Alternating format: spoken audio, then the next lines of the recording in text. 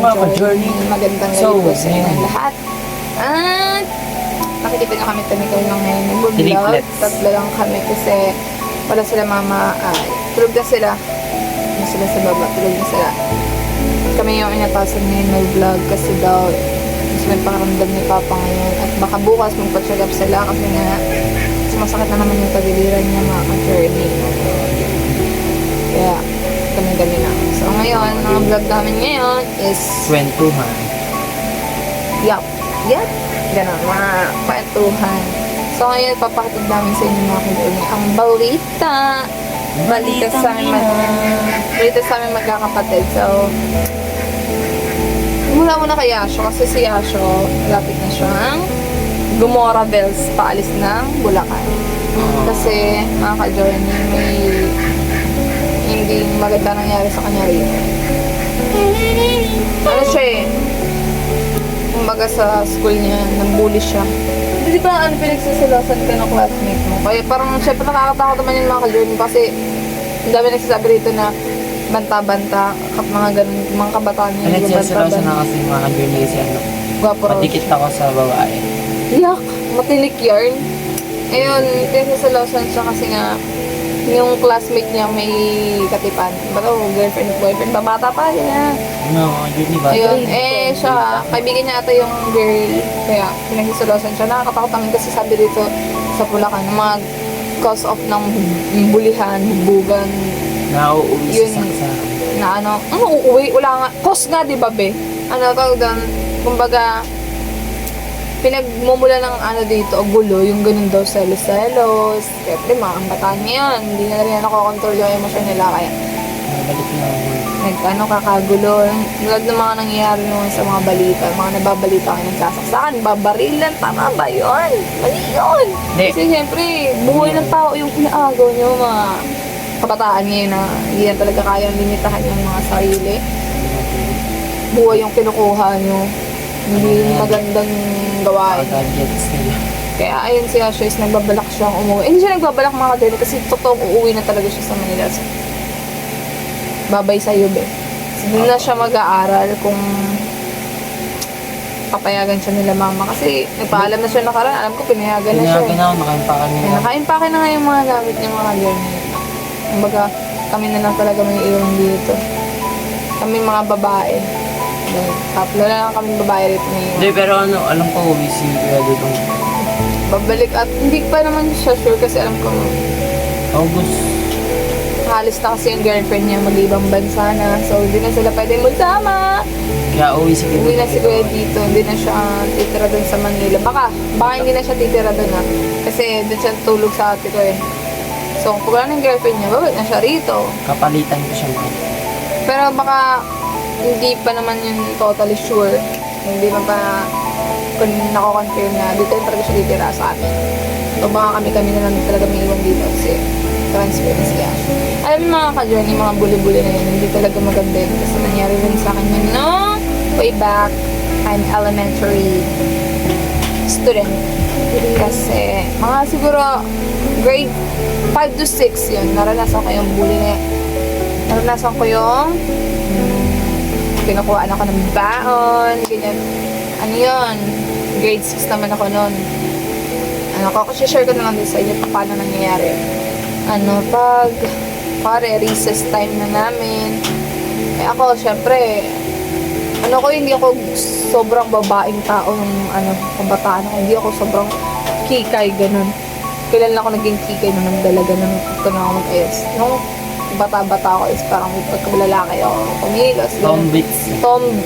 Pero hindi naman tomboy. Bawal mo sa atin yun. Bawal sa amin sa religion namin. Bawal tomboy tawag. Kumbaga hindi ko lang ma-feel na babae ako. Ganun. Gusto ko kumilos ng para akong lalaki. Ganun siya. Kumbaga parang tomboy nga. Boyish yun. Boyish. Pero hindi ko yung inadapt hanggang ngayon. Kasi ngayon babae na ako. Nag-crush na ako. Nag-gusto na ako sa mga bawal pa naman. Bata pa talaga.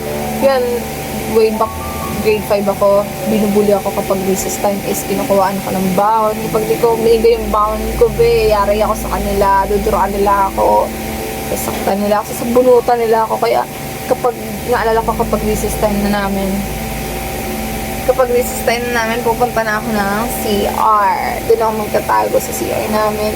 Doon ako magre-recess para walang kukuha ng baon ko. Ganun. Or kaya, minsan kapag naabutan nila ako nun sa kantin, nakapila ako kasi pila-pila sa kantin namin. So, nakapila ako. So, sabunutan nila ako kasi hindi ko sila binigyan ng pera or baon. Ganun. Nakakasakit sa akin. Kaya, nung nalaman ko na gano'n niya si Ash, hindi naman sa gano'n yung same situation kami, pero nalaman ko na parang binubuli siya sa nila. Masakit sa akin yun kasi kapatid ko siya. And ayoko mangyari sa kanila yung nangyari sa akin noong elim ako. Kasi hindi talaga biro. Hanggang senior high ako, nabully ako hanggang senior high ako. Yun nga yung dahilan kung ba't ako nag-stop. Pero nung ang mangyari naman ng senior high ako is nabully ako about sa religion ko. And hindi ko naman gustong pati religion ko madami. So, ako na yung nag-adjust. Kailangan ko tumigil. Ayoko masira yung mental health ko. Kasi sa totoo lang, dyan nakakasira ng mental health. Ang bullying, ano yun, iniiyak ko yun, sinumbong ko yun. Kailan ko lang pala sinumbong yun kay Papa. Nung ano na ako, 2 weeks na ako hindi nagpapasok. Nag-drop out na talaga ako. Sinabi ko sa kanila na uminto na ako. Pero ang alam na nila nun, kaya ako absent is suspended. Lagi ko sinasabi suspended lang sa school, alam pasok lang to. Pero totoo nung nasisira na yung mental health ko, hindi ako nagsusumbong, hindi ako nagsasabi. Kasi nga natatakot ako na baka siguro nila, ganito, i-confront nila sa mga magulang, sa mga teachers. Siyempre ako, hindi naman ako ganun katapang na tao para sabihin ko sa magulang ko, nararamdaman ko. Kaya tinago ko, kinimkim ko yun hanggang saan parang hindi ko na kinaya, ay nag-stop na lang ako. Sobrang ano sa kanang sakit kasi hindi na ako, nahuli ako kumbaga nahuli ako, hindi ako nakapasok ng grade 12 ako. Ay, ayun, dapat nga second year na ako, nag-stop na ako. So, grade 12, mag-first year pa lang ako. Ano yung kukwento mo? Ako naman, Share. baliktad naman kami mga journey. Nung elementary, ako naman yung bully mga journey. Ay! Hindi Yun- tama yun, girl. Pero, nung nag-grade 6 ako mga journey, doon ako natututo miskate mga journey. Kasi nung grade 6 ako, medyo matalino ako. Ako yung taga-sulat nila, tapos binibigyan nila ako ng pera. Di ba? Bawas gastos sila mga. Sige, meron ka ba mga gano'n issue? Ano, walang issue pero good news. Yun, good news. Kasi po nung grade 5 ako, mahina po talaga ako sa mga long division, sa mga sa long division, gano'n. Tapos, ngayong grade 6 po ako, nag-improve po ako kasi yung teacher namin, magaling po siya magturo. Parang pag nagkakamali po kami, tinatama niya po talaga. Kasi nagagalit po siya para maintindihan niya. Parang hindi naman po yung sobrang galit, pero yung galit po na parang parang maiintindihan mo lahat pagkatapos kapag galitan. Tapos, nag-improve. Ako po yung inaasahan na pag may nagsasagot sa board, tapos ako po yung inaasahan ng teacher na ako yung tumingin kung tama ba yung gawa nila o mali. Tapos, pag may ipapa-activity po sa kanila, ako po yung magbibigay ng mga sa class. Yun na. Meron akong trauma sa teacher ko ng grade 12 ako kasi sinigawan niya ako sa loob ng classroom, mga ka-joy. Natandaan ko pa yun. Pinagtawanan pa talaga niya ako kasi hindi ko nasagot yung tanong niya. Kasi oral recitation yun. Malalaman niyo yun kapag nag-senior high ka na yan. Patalaman mo yung oral recitation. Oral recitation yung yung on the spot kayong magpaparecitation yung teacher niyo. Kuwari, nag-lesson kayo ng buong araw ngayon, tatanungin, tapos after ng lesson, mag-oral recitation kayo, tatanungin niya lahat ng mga nilesson niya. Or kaya yung nilesson niya, nakaraan pa, yun, paghahalo-haluin niya yun yung oral recitation. Recitation mga journey, kung sasabihin mo, marami akong tapat dyan sa notebook ko ngayon. Tapos ayan na ngayon nangyari. That time, oral recitation, hindi ako nag-review, pero nung malapit na mag-oral recitation, nagre-review ako on the spot. Kumbaga may ilang minutes pa ako para i-recall lahat ng mga nilesson na. Hindi naman ako ganun kagaling, kasi sobrang dami niyang pinatanong. Yung isa hindi ko nasagot, pinagtawanan nila akong buong classroom. Doon talaga parang gusto ko na talaga umiyak. Sabi ko gusto ko na lumabas sa classroom. Tapos ang ginawa niya pa nung pinagtawanan niya ako kasi hindi ko nga nasagot. Tapos sinigawan niya ako sa classroom. Like, parang proud ko siya sa pag ginawa niya sa akin. Kaya nung umuwi ako, iyak ako ng iyak. Tinanong mo ni Pao, ba't ako umiyak? Sanabi ko lang nilalagnat ako. Hindi na naman ako nagsabi ng totoo kasi Tatakot nga ako ng baka sigurin nila, gano'n. Kasi kapag ganun yung tao, hindi siya pumapayag na meron sa amin na affect. Tulad na lang nangyari sa akin, senior high ako nung parang nabusogan ako ng tao. Di ba sinugod niya yun? On the spot din sa teacher ko, sinabi niya yung nangyari. Kasi ayun, dun nagsabi talaga ako, hindi ko talaga kaya yung trauma ko ron. Yung time na yun, hindi ako nagsabi nung sa teacher ko, about sa teacher ko. Hindi ko sinabi. Pero nalaman din nila kasi nga, nagtanong sila kung ba't palagi nag-iyak ng iyak. Kasi nagre-recall siya sa utak ko, kung baga papapasok ako sa school. Ano na ako, natatakot ka ako, baka ulitin niya, gawin niya ulit sa akin yun. Nasigawan niya ulit ako in front of other people. Siyempre nakakahiya yun. Ikaw kaya sigawan sa maraming tao, hindi ka ba mahihiya pagkatawanan ka pa? Ayun yung kinakatakot ko. Kaya every time na aapang ako sa eskwela, andun na yung trauma ko. Trauma ko sa mga teacher, trauma ko sa mga estudyante, sa environment sa school, like mga bullying, mga pagtutukso, mga ganun. Ano kasi maganda yun sa mental health. Kaya nga, etong dalawang to, tiyatanong ko minsan sa kanila kapag may nang-awit. Kasi sinabi ko, kapag may nang-awit sa kanila, susugunin ko talaga sa school. Sabi ko, sasampalin ko, parapan nyo sa inyo kapag binubuli kayo. Or kasi ayoko maranasan nila yung naranasan ko sa school. Kasi hindi nila alam eh. Marami nagsasabi na kaya, baka tamad talaga sister, hindi ako tamad mag-aral, wala akong ulit dahil. Simula grade 1 ako hanggang high school ako, never ako nag-stop, never ako umulit, never ako naging retailer, never ako naging bagsak. Walang ganun nangyari. Senior high school lang talaga. Hindi ko na talaga kinakaya yung pambubuli. Siyempre, tumatanda tayo, malalim din yung pag-unawa natin. Kaya, yung time na yun, sabi ko, mas importante yung mental health ko kasi sa banta o kaya, nag-drop out na lang talaga ako. Hindi ko kinaya yung ano ko. Nasakpan ako hanggat naalala ko siya. Ano? Niyash? Ano sabi mo? Ako naman pag binubuli ako, okay lang sa akin yung mga salita, pero yung physical bullying ngayon, hindi ako pumapayag, lumalaban ako yung mga kasi meron din namang pinag-aral namin sa values education ang yung physical bullying, cyberbullying, tapos yung mga upstander, bystander, mga ganyan. Yung bystander po yung pag may nakita kang binubully po, hindi mo siya pinapansin na parang nakikita mo na hindi ka pa rin tumutulong. Tapos yung upstander naman, kapag may mga binubully, aktibo ka, manghingi ng tulong sa teacher, or papayuhan mo yun ng bubully, mga natutunan ko din sa school. Ikaw kaya ngayon, meron bubuli ba sa'yo? Mga ganun, wala. Lahat naman ng friends mo dyan Hindi minsan. pwede kasi teacher namin. One time nung, meron ako yung kwento sa inyo, trivia lang mga girls, sobrang random lang. Kasi nung time na senior high school ako, nag-exam kasi kami ng that time. Merong pinaka-lowest sa amin, yung katabi ko, yung chinagad ko ng papel. Isa siya sa nambubuli sa akin. Tapos ako nag-check sa papel, check ako sa papel niya nung nagpa-exam ba or sa matik test, mga ganun, basta nagpa-test, ganun. Siya yung pinaka-lowest sa section namin. Parang hindi niya tinanggap. So, nung time na after ko mag-check, siya yung pinaka-lowest sa yung papel niya. Siyempre ako nag-check, alam ko yung score niya. Sabi niya sa akin, kinalabit niya ako, hindi, baka pwedeng baguhin mo yung score ko, itama mo yung ibang maliin mo yung ganito, ganyan.